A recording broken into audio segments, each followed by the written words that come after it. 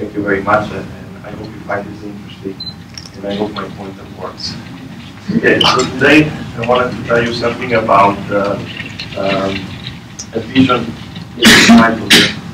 vision for robots and consumer electronics and so forth. How close are we to that? So it's the year 2011, and we've seen a lot of sci-fi movie, yet I don't see a lot of the promises that the sci-fi movies have given us realized around us. Yes, we have a lot of computing devices, a lot of you guys are working on those things. Yet I think what the big thing that we're missing is intelligent robotic agents that are helping us on a daily basis. These are totally missing. Of course, the best example nowadays of robotic agent at home that can do something for us is the Roomba. But the Roomba vacuum cleaner, first of all, it's just a vacuum cleaner. What's that? No, that's a good job. But it doesn't really have much intelligence. It's great that it can find its own power supply and go and recharge itself. But if this is where we are, I think we need to do some more work. So things that I would like to see, I put up some sci-fi slides here. Realized in a short time, for example, that smart fridge. I'd like my fridge to know what's inside, what I put inside, and email me what I need. That would save me some time. So this is not really a robotic application, but you can see where a vision system, so a camera and some intelligence, would help you on an everyday life without even going into further example. For example, things like you've seen in Minority Report, where you have and there's a BAA systems that are trying to develop something like this, where you actually have robots that are supposed to do very sophisticated tasks, like find your keys in your house, bring you medicines if you can't move, a lot of robotic helper and in home care environment, assisted living applications. Those are the kind of things that are going to be very important in the very short term, also to reduce healthcare costs. And these are things that are more complicated. You need a robotics platform, but you also need an intelligent vision system. And one of the things that is very dear to me, that I'm really interested in spending a chunk of my life on, is really robotic vision for autonomous vehicles. I don't like to drive too much. It's dangerous and takes a lot of your time. Wouldn't it be great if cars would drive by themselves? Why don't we have that? I mean, we have a lot of computing power nowadays. We have cameras all over the place. I have 5 on me right now. Why is this not happening? That's really the focus of my talk. So yes, all of these systems, what they really need is an embedded robotic vision system, something that is small and portable. And I call this project the Eye of the Terminator, because that's what we really want to try to do, or I'd like to have, is something small that can provide intelligence. So I think one of the big problems why we don't have robots around us right now is that they are unable to sense the environment. They get data, but they don't know what it means. In that case, they are dangerous. So you can't have a robot in your house because it's going to harm you. Maybe it's going to pin your cat to the wall, or maybe it's going to do something worse. We don't want that. In order for them to do something useful, first of all, they have to be safe, and they have to understand the environment. They have to find us and understand how to work with us. That's why we need some kind of a vision system like this. And of course, that's not the only problem of robotics, but I think it's the main problem right now. There are other problems of robotics, like artificial muscles and batteries. But these are less of a problem, really. Batteries are a problem. I mean, even the Roomba can go recharge itself. Artificial muscle, well, we can do away with wheels and the robotic arm that you've seen yesterday in some of the talks. But vision is really missing. And hopefully we don't end up with something like this. This is what you would do, what we would get today if you put a robotic vision system on a car. So I think the good news is I think that we can solve this problem. I think we're at the stage human progress where we can do this. We can replicate human vision on a portable system, and not just vision. Here you will see that I hint a lot about intelligence as a whole and brain. And I think vision is one of the fundamental components. For example, if you can interpret the scene that you see in your environment, you can start creating the relationship between objects and space and time that allows you to create intelligent decisions. So, okay, one of the most important things that I'm interested in is I'm interested in replicating our visual system. We have the best visual system out there. So maybe the best thing to do is to look at our visual system and try to evoke it. We want to extract the algorithm from our brain that allow me to do what I do right now, and you guys do, and turn them into circuits. That's really the goal. So, and this kind of work, it's really the intersection of three disciplines right now. All three disciplines are very advanced, and that's why I think we can solve this problem. One of them is electrical engineering, so microchip, microcontrollers, computing devices. One is computer science, computer vision, machine learning. And the other one is neuroscience, reverse engineering of our visual system and our nervous system. So I'll start to tell you a few interesting examples out there in artificial eyes, for example. Smart image sensor that can extract information from the world. So I'll start with devices designed by Toby Delbrook and one of his students, Patrick Lichtenstein, called the DBS. This is a very interesting image sensor. So instead of taking a frame, like pixel by pixel, it actually, every pixel transforms a signal, for example, motion or intensity, into a train of pulses, exactly like your eyes do. So every pixel is like a light to frequency converter or a motion to frequency conversion, something like this. In that case, basically, you know, when you look at the scene, a lot of data is redundant or useless. For example, you know, if you're looking for your keys, you want to see, you know, where could they be? And there's only like a few pixels that are really interesting in the whole image. So how do you reduce all this extra information? This is one possible approach. Also allows you to be very fast, because if you can get the right information out of your image sensor without scanning all the image, you can get information faster. So this sensor, for example, has very high performance, and they've been even selling it to participating research groups. And here you can see a couple of examples of what this sensor can do. This is a motion sensor, so it will only detect motion. And because, you know, motion in a scene like this, for example, in this car is only 10% of the total content of pixels, then you can afford to basically communicate only the pixels that have some information outside. And also it allows you to get, because data is transmitted really fast, you're only sending a few pixels of interest, you can get slices, for example, of a rotating wheel or a drop of water at super high speed. So this is really a fantastic tool for machine vision. Then I'll talk about something that Professor Arthur Ken Cummings has been doing also, and he was a speaker yesterday. He also has a few very interesting examples. So up there on the right, he has designed a stereo imaging chip that can compute depth automatically inside the chip, just based on vision, you know, no leader or anything like this. He has made a sensor that, let me go back, and he has made a sensor that can do optical flow. So you compute optical flow in real time. And he also has done scene reconstruction using compressive sensing, where you can get just a very few bits from this kind of camera that I showed you before, and you can reconstruct really fast entire scenes. Also, this concept of time domain imaging, this kind of image sensors are called, we call them address event image sensors, because they output the addresses of pixels that are relevant.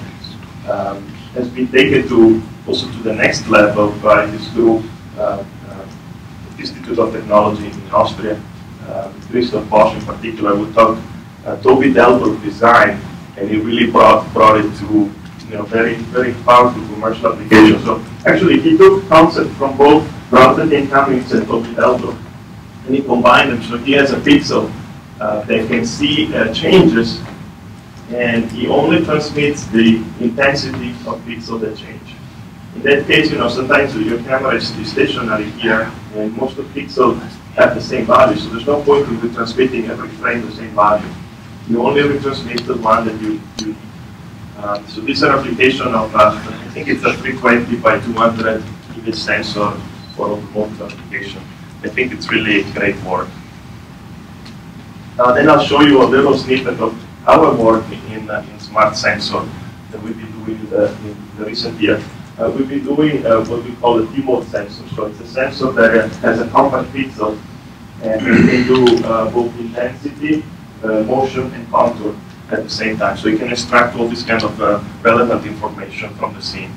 I have a little movie here, so you can see how it works. This was a postdoc that worked with me, a very smart person, Dr. Eugenio, the design. This pixel is only 11 pixels, so it's a very, most of smart pixels have the problem that have a lot of pixels, and Toby Delbrook will 6 steps up.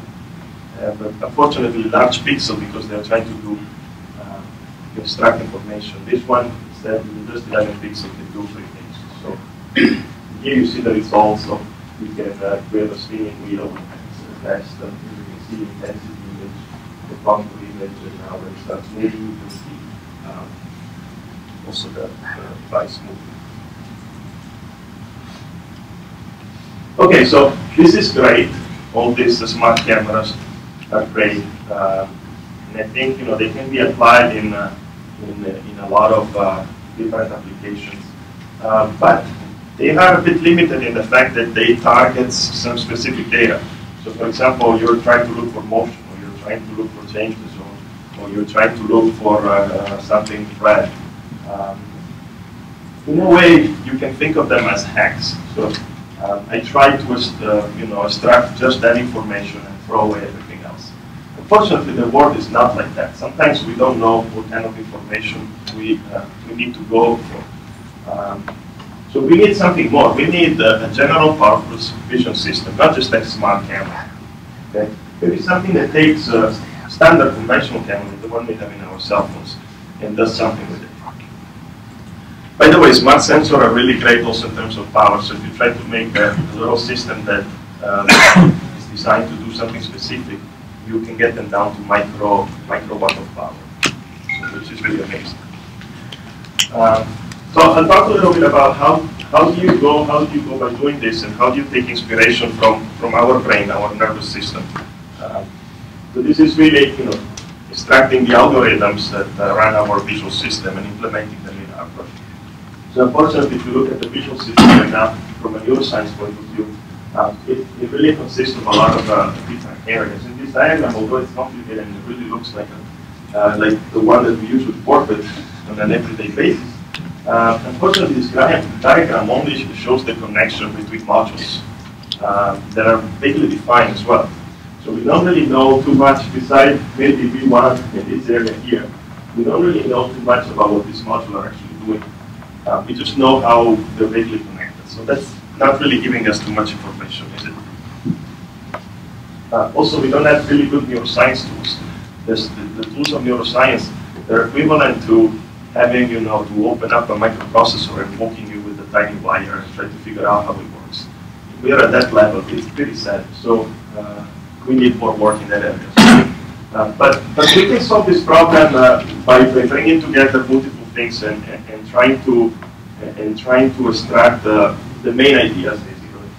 We can do it because nowadays, because we have large data sets, so we have, because of all these cameras, because of you guys that have built all these wonderful devices that can record images, but can also process it. Now we have a way to upload tons of images everywhere. We have a way to label them. And sometimes we even have a chip label, and we can pay online to tag images. So we have really large data sets that are labeled right now.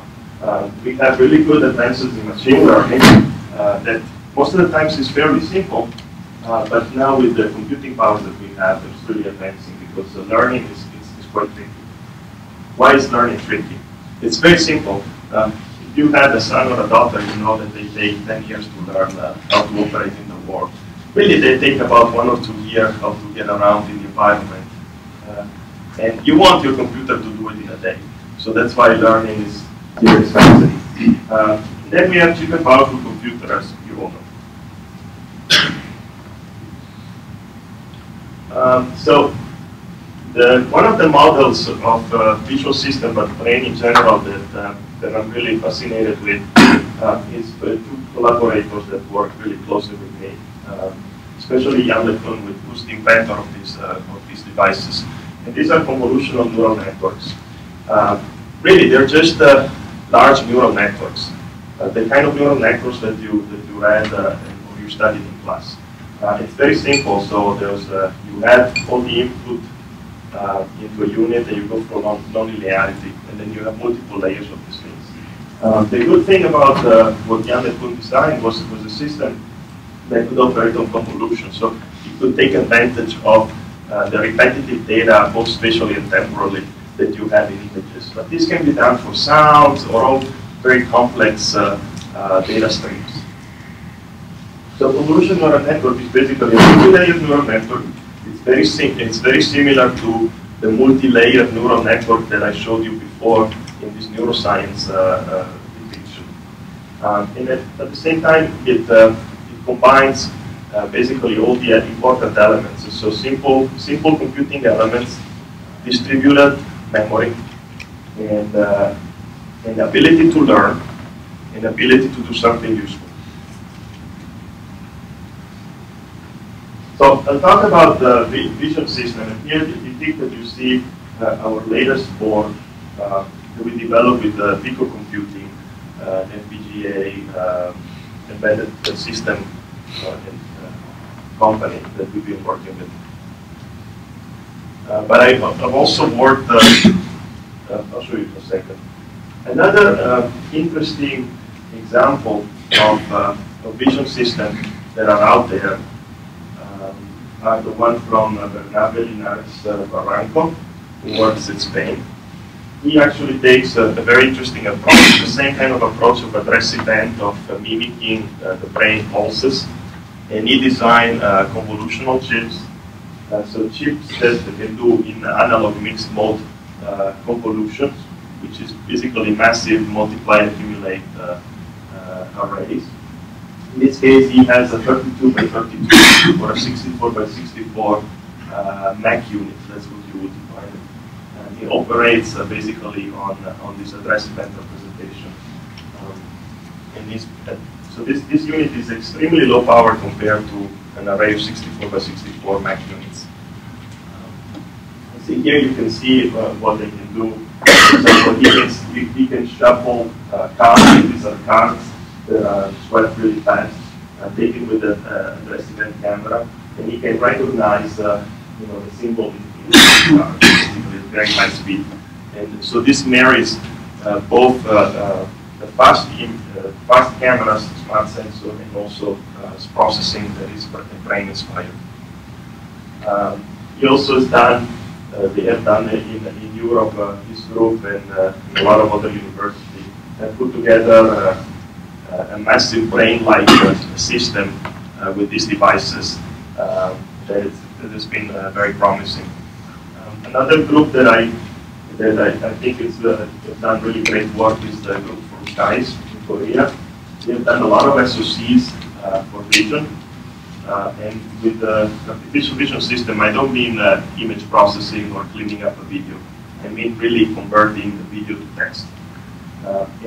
So they are able to do sort of a model of recognition of attention, human visual attention. And they use SIFT representation. And they designed this mixed signal chip, which is it's a wonder of SoC really, done in academia at least. And yes, I'm looking forward to see more applied results here from this group. And then there's our device, which I call the Neoflow. And Neoflow was implemented right now on an FPGA board, the Xilinx BFX6 board. But I have the board right here, so I can show you a demo of it anytime in the afternoon or whenever you need to. I'll stop it here, but what's Neoflow really? So Neoflow is basically a configurable computing device, like the one that I heard you talking in the last 2 days, and I was really excited actually because there was a lot of energy exactly in this direction. What it is, it's a custom CPU. We had to design our own because ARM wouldn't give us one at a time, but that we could use an FPGA to that, but I guess we'll work on that. We designed a 64-bit custom controller, basically, CPU. And then we augmented it with, on the FPGA, with massive ALU system. And there's three, I don't have too much time to talk about this whole architecture. I could spend an hour here or more, but there's three main breakthroughs here in this architecture. One of them is a stream architecture. So it's a processor without flow control. In images and videos and in action, when you sample the environment, you don't get frames, you don't get clocks. It just comes to you in a stream. So streaming is just a way to do it. We save a lot of computation by just doing exactly what we need to do. Every pixel that comes from a camera, we do in parallel all the operation that we can do. We don't stop to check if it's in the boundary and so forth. All these things are done by the architecture. So we design our own compiler that can compile. Right now we use Lua code into code for this machine. And then, so here I'm going to show you basically the results that we currently have. This is the Neoflow on a BFX6 board that I showed you right now. So if you look, for example, at the NVIDIA card that I'm using to project this presentation, it's basically, you see that the top peak performance is about the same. As you can see, the actual performance that you get running this convolutional network is very low. It's about a quarter of the peak performance. And that's because, of course, these devices are not designed, general purpose, are designed to do a lot of things, but the architecture is not good. It's not really perfect for operating streams of information. Instead, our stream processor basically reaches almost the peak performance. And of course, we use a very, very low amount of power as compared to the GPU, for example. And we're implementing an SoC 45 nanometer NAND. And this SoC basically will have twice the computing power of the largest GPU available right now. And it will consume 100 times less power, basically. And these are not just numbers, we simulated all of this. Now you see, I'll give you an example of what Neoflow can do right now. So here you see, this is really the world state-of-the-art image segmentation in real time. So this is a very large convolutional neural network that is trained to segment 20 classes, and at the same time to separate the boundaries between outputs, to do really segmentation and categorization in different classes. This is a prelude to autonomous driving, and it's what I call the super GPS. It's something that can tell you a little bit more about the view, not just where you are. And so as you can see, it does, it uses basically the latest and greatest machine learning algorithms, and its performance is state-of-the-art compared to other systems. And our hardware allows it to run in real time, as you can see here. If you try to run this on a laptop, you will do maybe 1 frame per second. So you can't really do this. And obviously you can't put a GPU on a robotic, beside power problems. Here you see what we do again, state-of-the-art convolutional neural network trained to detect just a simple few classes. This is a security application. And this, of course, you could do by a still camera in a little cluster in a room. You could do these kind of applications. But imagine having a little tiny system that sits on every traffic light and helps it control. That's the kind of thing that we like to do and we want to see. like.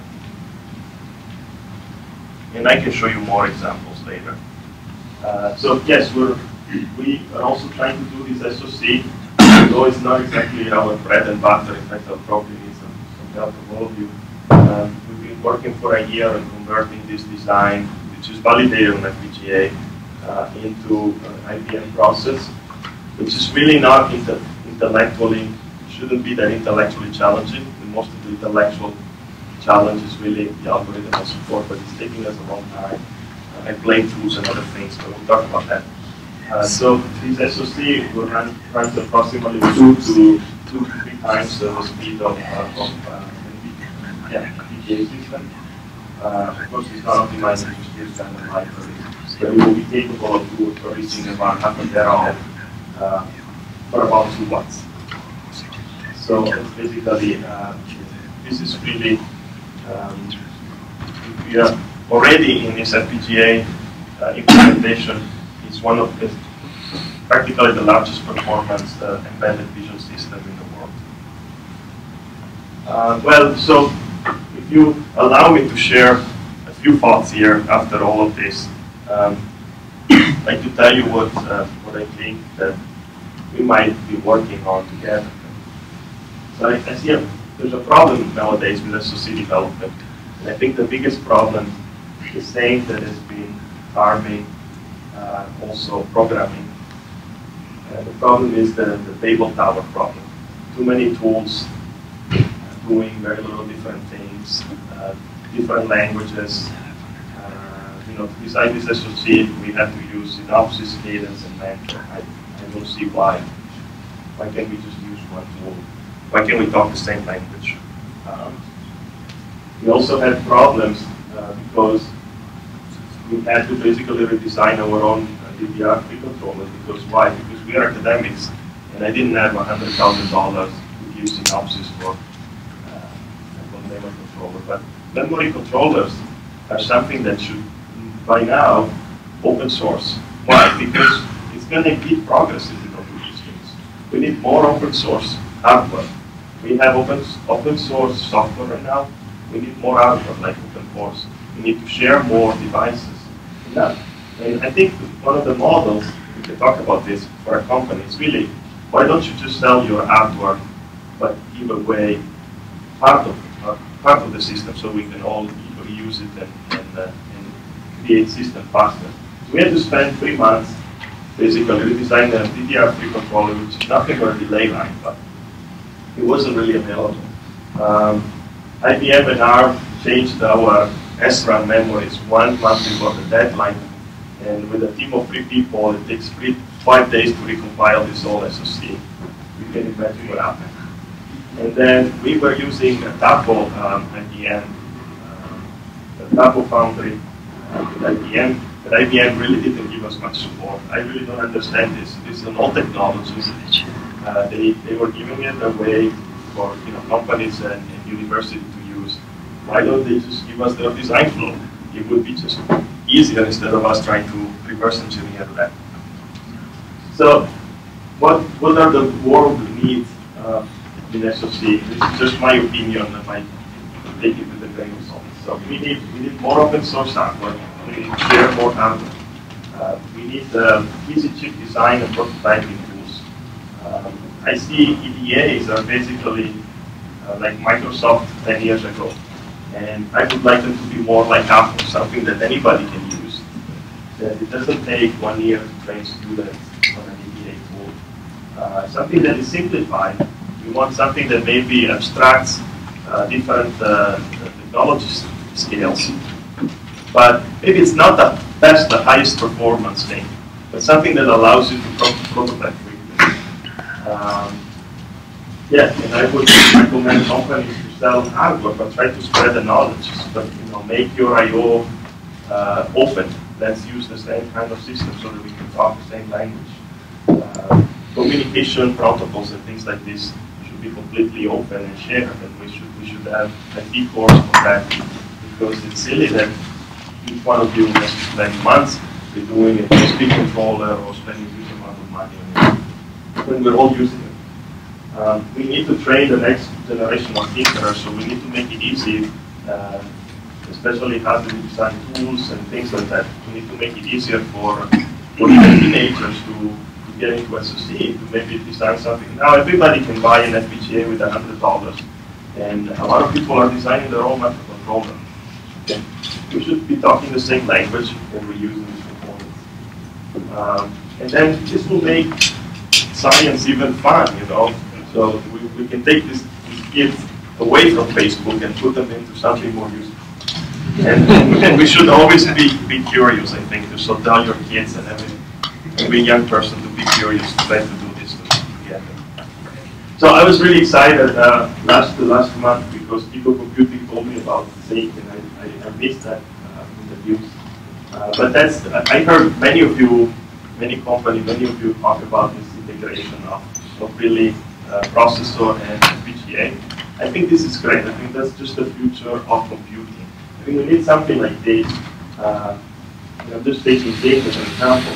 We need something that is hierarchical, something that has a legacy processor that runs Linux or something like that. And then we need some kind of a pyramidal system in FPGA, something that can do large grain, mid grain, and small grain. And if we have FPGA like this, we are able to do all of that.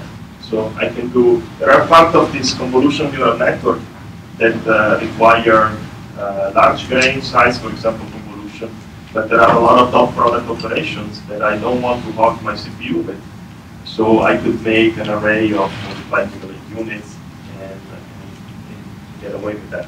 So there's a lot of things that we can do here. Again, we need to simplify the tools so that the students and new people can really get into the system and prototype in no time. I think, FPGA companies do a great work, because they give you all this IP for free. The problem is that you try to go from that to an SoC and you're dead because you have to basically recreate all this IP. At least that's what I found out. And maybe one day we'll be able to create something like this, maybe not for these evil purposes. But yeah, just to tell you something, the grand scheme of things, right now we have Neoflow that is about 5 by 5 millimeters, 500 micron. We implement approximately 3 billion neurons. It's actually the largest real-time system out there. And if you look at the brain, we actually have higher density than that. So we can basically, because we have faster speed basically of neurons, and you see people talk yesterday.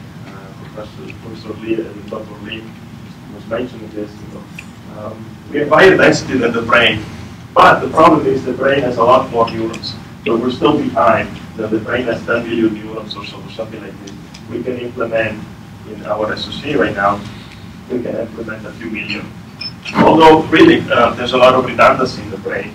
And if we discover that, I ran some simple calculation with about 1,000 FPGA boards like that.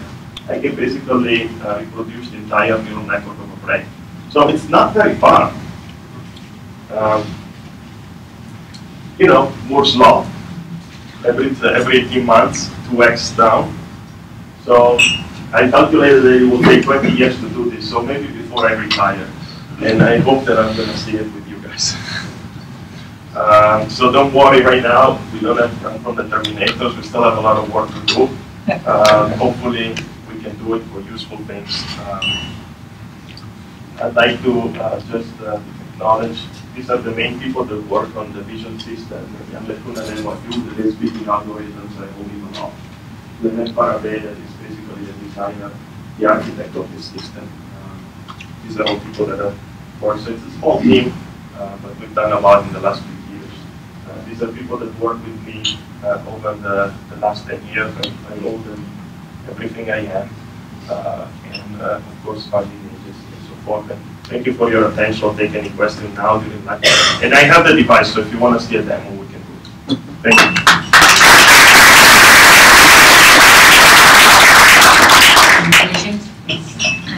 I guess one question would be, how do you define an operation? Is it 8, 16, 32 bit? Is it an integer or floating point? Oh yeah, this system is 6.16 bits. You mentioned the 7,500 chips. I mean, that's 15 kilowatts.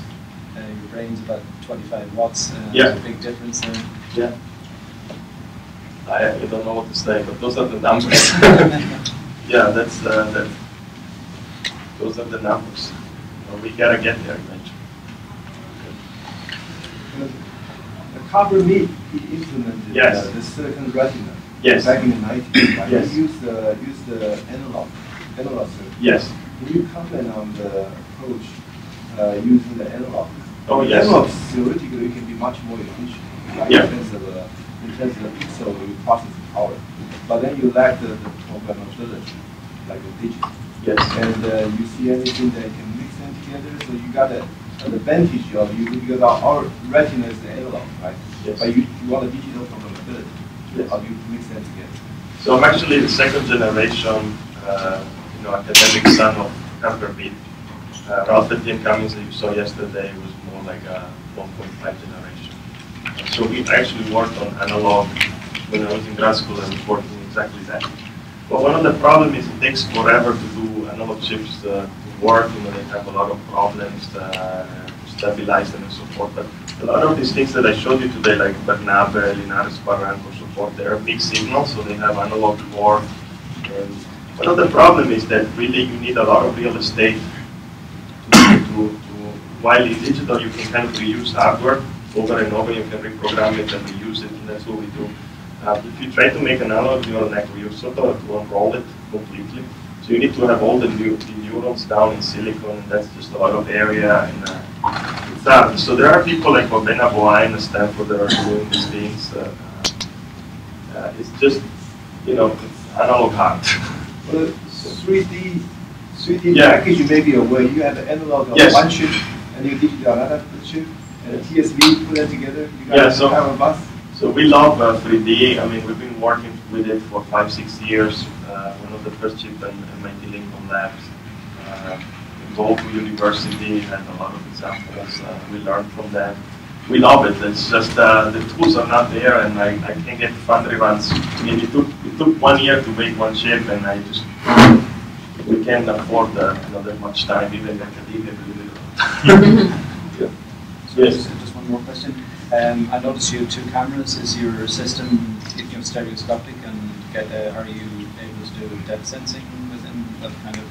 Yeah. So we have software version trained to do all these kind of things. That device is brand new, and we are actually holding it right now. So yes, the idea is to do stereo vision in real time. So we're working on it right now. Thank you again. Okay.